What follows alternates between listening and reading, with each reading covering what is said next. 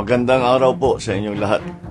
Ngayong araw, ipagpatuloy ko po ang mga report sa taong bayan tungkol sa mga natuklasan ng iba't ibang ahensya ng pamahalaan tungkol sa mga flood control project na nakita natin na ghost project o hindi maganda ang pagkagawa. Ngayong araw, nais kong ilahad sa inyong ang mga natuklasan ng Office of the Ombudsman kaugnay sa reklamo ng DPWH ukol sa isang flood control project sa Kulaman, Jose Abad Santos sa Davao Occidental. Ito ay may halaga na halos 100 milyong piso at ipinagkaloob noong 13 January 2022 sa St. Timothy Construction Corporation. Ayon sa investigasyon, ang proyektong ito na sinasabing natapos noong 2022 ay hindi kailanman nasimulan.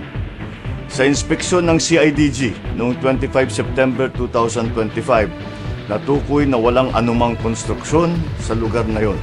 Kinumpirma ng mga indigenous peoples at barangay officials sa kanilang joint affidavit na walang naganap na implementasyon ng proyekto. Natuklasan ng Ombudsman yung mga isinumiting final billing, certificate of completion at inspection reports ay palsipikado o hindi tumutugma sa aktwal na kalagayan ng proyekto. Maging mga video at larawan na hinarap ng respondent ay walang timestamp at hindi mabalidate na tumutukoy sa proyektong ito. May mga private at public na individual na pinangalanan sa reklamo na kinabibilangan ng sa St. Timothy, si Cesara Rowena C. Discaya at Maria Roma Angeline D. Rimando.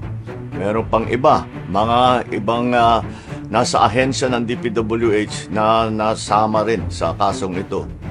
Dahil ayon sa Ombudsman, ang mga respondent ay naglabas at nag-aproba ng mga dokumentong ginagamit para sa pag-request at pag-release ng buong halaga na halos 100 million pesos kahit na walang natapos o nasimulang proyekto. Ayon sa kanilang finding, ang mga respondent na ito ay kumilos ng may manifest partiality, bad faith o gross negligence.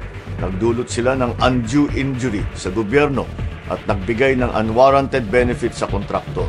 At may pakikialam ang ilang private respondents sa nangyaring sabuatan. Nagrekomenda ng Ombudsman na magsampa ng kaso para sa malversation through falsification at paglabag ng RA 3019 Section 3E. Ang malversation ay non-bailable.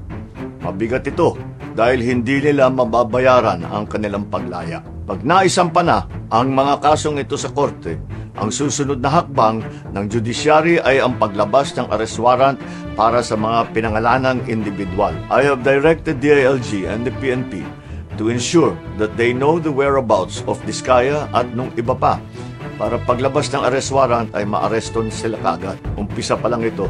Marami pa tayong ipapakulong at marami pang magpapasko sa kulungan. Maraming salamat.